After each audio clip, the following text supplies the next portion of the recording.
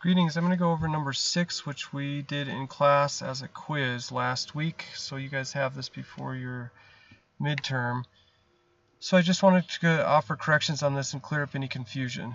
So let's go through this one. So first thing is recognizing that they give you, let's read the problem. Calculate the clock frequency if the capacitative load is 4.778 picofarads, the supply voltage is 3.9 volts, and the power consumption is 118 watts. And the published answer for studying in practice was 3.247 gigahertz. The gigahertz measure is incorrect. So let's go through it. So first, to understand this, we need to understand the concept behind it. How is it possible to calculate the frequency of a computer given the capacitative load and its supply voltage and power consumption? Well, in the book on pages 41, it gives the rough formula here of power is proportional to 1/2 times capacitive load times voltage squared times frequency switched. But how is that possible? Well, basically, most computer chips, CPUs, right now are based on CMOS technology, which it talks about right here, complementary metal oxide semiconductors, and you can calculate roughly the expected amount of energy or power used, depending on your setup, when a transistor within that technology flips from 0 to 1. What is the cost? And so that's where this formula comes from. And that's the formula that you needed to know. We went over this in class before the quiz. But just for review, this is the formula. So I'll write it down here. Power equals 1/2 times the load, the capacitative load in this case, voltage. This was a common mistake. It's squared. A lot of people didn't have volts squared. Times the frequency. Well, we want to know frequency, so we're finding this guy. So we need to rearrange this a little bit, so I'll do that symbolically first. So I can just take both sides times 2 to get rid of the 1/2 right here. So now we have 2p equals load times voltage squared times frequency, but we want to solve for frequency.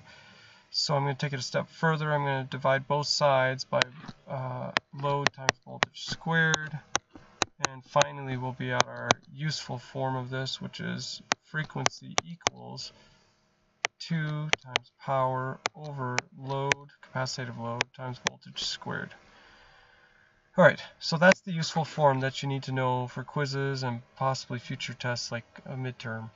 So this is useful information, and now let's talk about the units on this and the measures of magnitude. So this is picofarads, and this is where this is incorrect. This should not be gigahertz based on this. Because it's picofarads, that means, remember we talked in class, I expect that you guys know this by now. So as a picofarad, right, here's the measure we talked about that I expect you to know up to tera on the positive side and down to like pico or maybe even femto on the negative exponent side. So here you can see right here pico is times 10 to the negative 12th.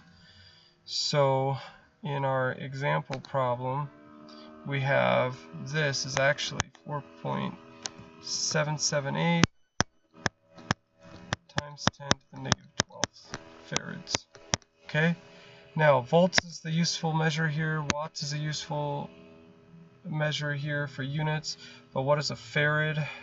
Well, a farad, we didn't talk about this in class, is a watt times seconds per volt, and that's useful here for dividing out in the equation. So I'll write that up at the top here, right? A farad, just a little side note, farad equals watts per second per volt. So let's go ahead and plug everything in. Let's see if the units work out, and let's see what we get for an answer. So 2 times our power, which is 118 watts, over our load, which is 4.778 times 10 to the negative 12th, and that's in watts per second or volts. And then our voltage is volts, 3.9 volts squared. And I also want you to notice one more thing here on the measures. Notice how this is watts a second volts squared. I said volts earlier, so volts squared. So you can see right here, volts are going to divide out, watts are going to divide out, so you're left with value over seconds, which by definition is a hertz or a cycle per second. So that's going to be that's going to divide out to give us frequency. All right, well, let's go ahead and do the math.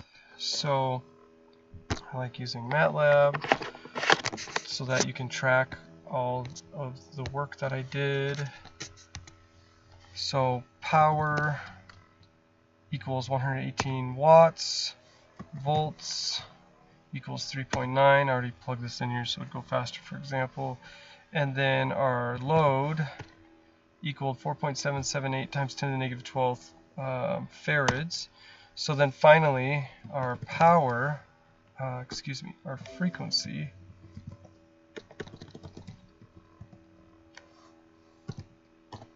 is going to equal 2 times power divided by load times volts squared. So that should match exactly what we have here, which it does. So when I plug this all through, I get 3.2474, which you can argue some of this is junk values, but anyways, 3.24, and you can see right here it's times 10 to the 12th, and it's going to be hertz. So like I said, the published answer is incorrect, but here's how you arrive. Some of you did have the correct answer of 3.247 times 10 to the 12th hertz. So good work, and this is how to perform this function on the midterm. Cheers.